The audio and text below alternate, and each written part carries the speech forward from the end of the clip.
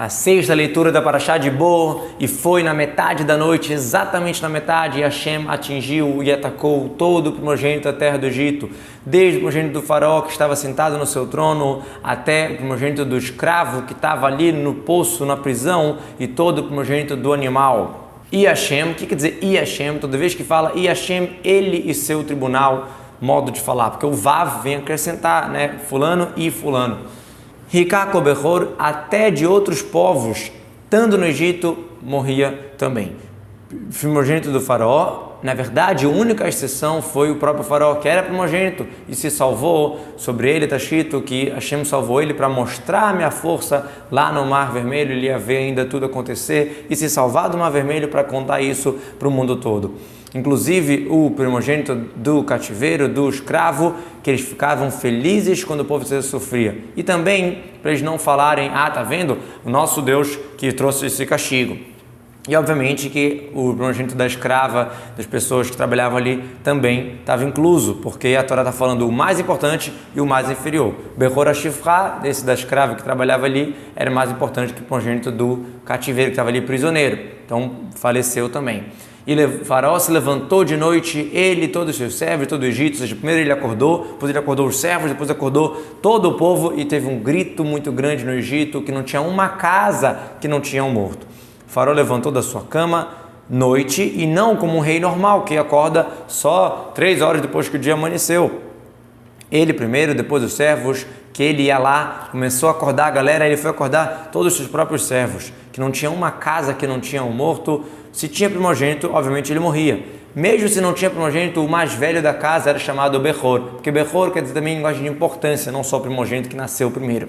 Outra explicação, foi muito surpreendente as mortes, porque as egípcias, elas prostituíam, elas tinham relação com outras pessoas solteiras, não eram fiéis para os seus maridos, então tinham vários primogênitos na casa, às vezes 5 para uma mulher, porque era primogênito para o pai, e morria muita gente naquela casa.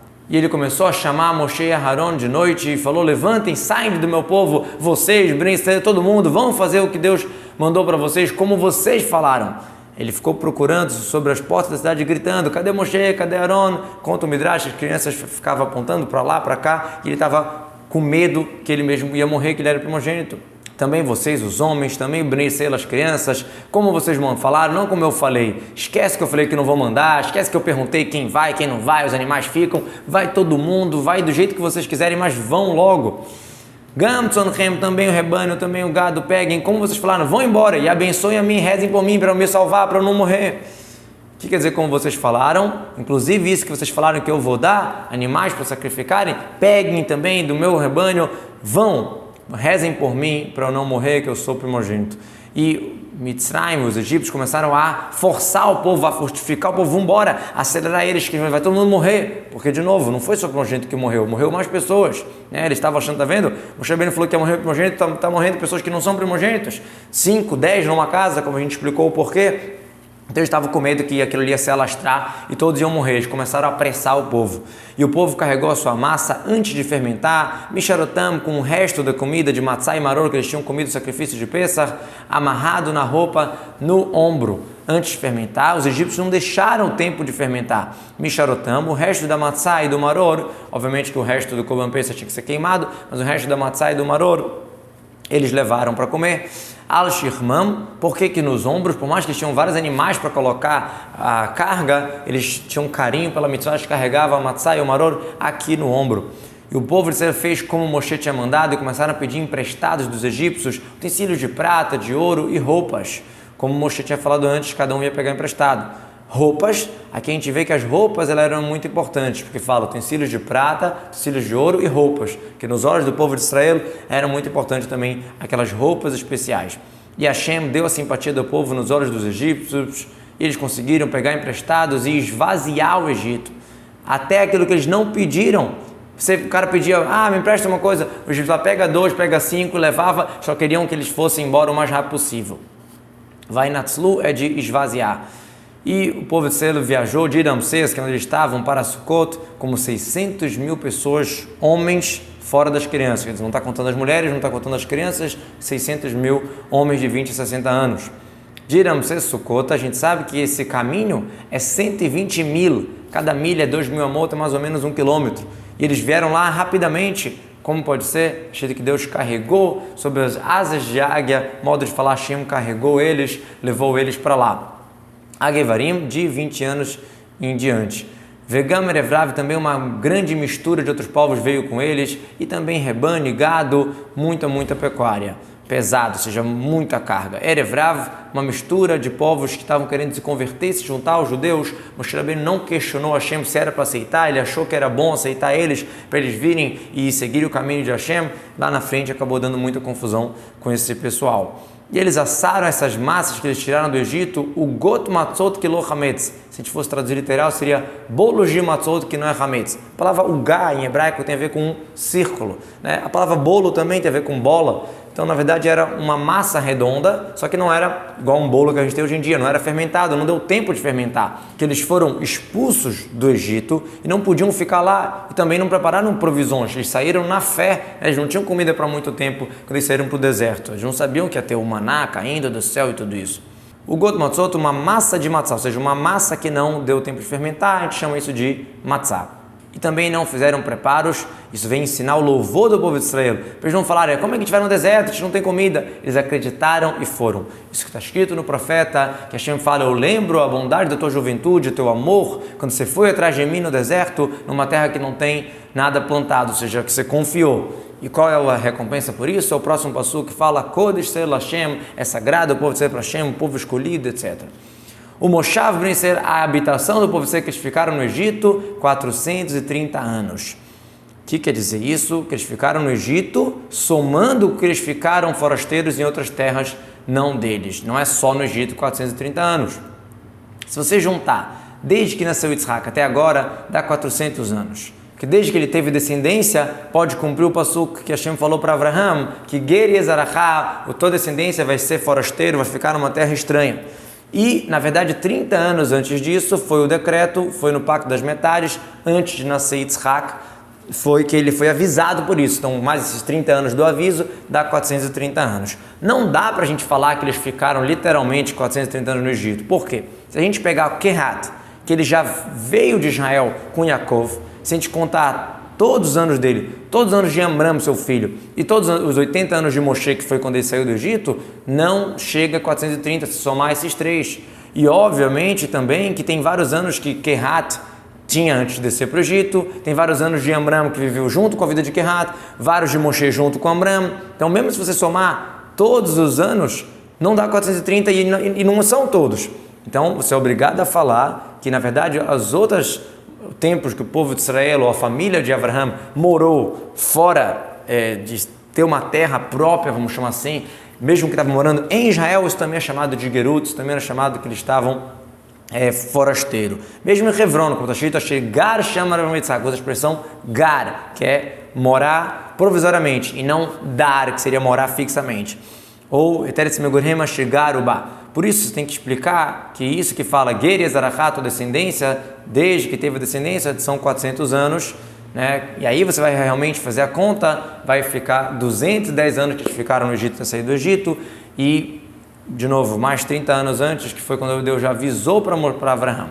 Isso é uma das coisas que os sábios, quando traduziram a Torá para o Talmai, o rei Talmai, eles mudaram na tradução para não ficar muito estranho para o rei, que o rei não ia entender aquilo. E foi ao fim dos 130 anos, na essência desse dia, saíram todas as legiões de Hashem, que é o povo de Israel da terra do Egito. Por que vem falar isso aqui de novo? Vem te ensinar que do momento que chegou o prazo, não atrasou eles nem um piscar de olho. Ou seja, existe a galuta, existe momentos difíceis, mas quando chega a hora da salvação, nem um instante Hashem atrasa. 15 de Nissan foi quando os anjos vieram para Abraham a falar da notícia que ele ia ter um filho. Foi no ano seguinte, no 15 de Nissan, nasceu Yitzhak, e 30 anos antes que ele também foi o Pacto das Metades, onde foi avisado o decreto da galuta, do exílio para o Egito. Leil Shimurim é uma noite guardada para Deus, para tirar eles do Egito. Hashem guardou aquela noite, essa noite especial para Hashem, é uma noite guardada para todas as gerações também. Ou seja, Kadosh Baruch Hu guardou essa noite, ficou esperando quando que ele ia cumprir a sua promessa de tirá-lo do Egito. E esta noite que ele falou para Avraham, Balai Lazer, nessa noite eu vou redimir seus filhos. Essa noite também ela está sendo guardada em diante para todas as gerações dos maziquim, de espíritos que podem prejudicar. Como está escrito, isso não é só na história da primogênitos, que os judeus foram protegidos, sim, durante todas as gerações até os dias de hoje, essa noite de 15 de Nissan é uma noite de proteção, muita gente costuma deixar a porta aberta, etc. Disse Hashem para Moshe e Aaron, esta é a regra do Pesach, Kol benechalo echalbo, aquele filho estranho não vai poder comer nele. Essa paraxá que Hashem está falando para Moshe foi falada no 14 de Nissan, já na véspera mesmo de fazer o sacrifício. O que quer dizer benechar? Nechar quer dizer estranho, que os seus atos estão estranhos para o seu pai do céu. Né? O benechar, o filho estranho. Então, tanto um não-judeu, tanto um judeu meshumat, que renegou seu judaísmo, não pode participar do Korban Pesach. E aquele escravo não-judeu que pertence a um judeu, que foi adquirido com dinheiro, então se você fizer Brit Milá nele, ele também vai poder comer. O Maltal Toaz o Halbo, quem vai poder comer? Por uma explicação, está falando do mestre, do dono. Ou seja, se você não fizer o Brit Milá nos servos, você mesmo não vai poder comer. Assim Rebbe Yeshua explica. Rebbe Eliezer fala, não. Se o servo não fizer Brit Milá, não atrapalha o dono de comer o Korban Pesach. E sim, se o servo tiver Brit Milá, ele vai poder comer, o próprio Eved vai poder comer.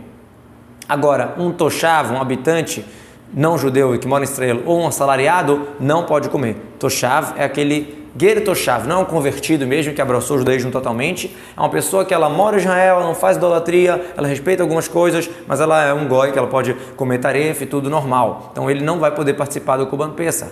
Um assalariado também, goi, não pode. Ah, mas tanto o Toshav, tanto o assalariado, eles são arelim, eles não fizeram Brit Milá, então por que tem que falar isso? Já falou que um arelo, a pessoa que é incircunciso, não pode fazer o Korban Pesach. Vem te ensinar que mesmo se ele tiver feito o Brit Milá, como um árabe, um givoni ou qualquer povo, que ele mora em Israel, ou que ele é assalariado, ele tiver feito o Brit Milá, mesmo assim não pode. Só se ele for servo do judeu. Bebait echad yachel, o Korban Pesach deve ser consumido numa casa só, não tire da casa da carne para fora e não pode quebrar o osso. O que quer dizer numa casa só, num grupo só? Porque o grupo que estava nomeado não pode se dividir em dois grupos. Será que o pastor está querendo dizer literalmente a casa física? E para te ensinar que se você começou a comer no pátio, por exemplo, começou a chover, não vai poder entrar, não vai poder comer em outro ambiente? Por isso que o pastor fala sobre as casas que vocês vão consumir. Ou seja, pode comer em dois lugares. O que não pode é dividir o grupo em dois grupos. Então, se for assim, casa aqui é o sentido de grupo. Então, quando fala não tire da casa, quer dizer não tire desse grupo para outra pessoa comer, por exemplo. Mas se não tem quantidade de carne em cima desse osso ou dentro dele, então não tem essa proibição, esse lav de quebrar o osso nele. Todo o povo de Israel vai fazer o Korban Pesach. Por que tem que falar isso? É óbvio que todo judeu tem que fazer. Porque já que foi falado no Pesach original do Egito, que era pelas famílias, será que no Pesach para todas as gerações é assim? Por isso que fala o povo, ou seja, não precisa, o grupo não precisa mais ter a base familiar como foi no primeiro Pesach. Quer dizer, qualquer judeu que quiser se juntar a um grupo, tanto faz de qual família é, quer se juntar numa casa e comerem, eles podem. Quando vai morar contigo um convertido, vai fazer um Pesach para Hashem, primeiro tem que fazer Brit Milá, todo macho, e aí ele pode se aproximar para fazer o Korban Pesach, como qualquer cidadão, como judeu nato, e o Arel, a pessoa que é incircunciso, não pode comer.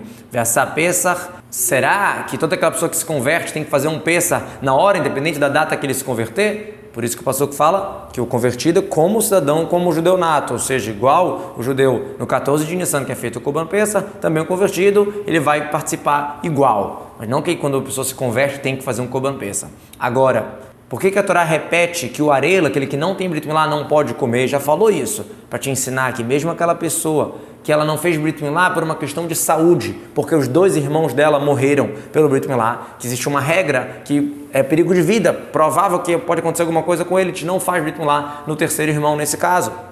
Então ele não é mumar, ele não é chamado de pecador por isso, porque ele está fazendo isso por questão de perigo de vida. Então não seria incluso na regra do benechar, do filho estranho, né, que não está cumprindo a lei. Mesmo assim, já que ele não tem Brit Milá na prática, ele não pode participar. Torá Ahat, uma lei só vai ser Laezrah, para o cidadão, para o judeu nato e para o convertido que mora dentro de vocês. Já falou isso antes também, aqui vim te ensinar que não só na lei de Pessa, todas as mitzvot da Torá, o convertido tem que fazer igual o judeu nato. E fizeram Bnei como Hashem ordenou para Moshe e Arão, assim eles fizeram, e foi na essência do dia, Deus tirou o povo de Israel, com todas as suas legiões, toda aquela multidão saiu do Egito.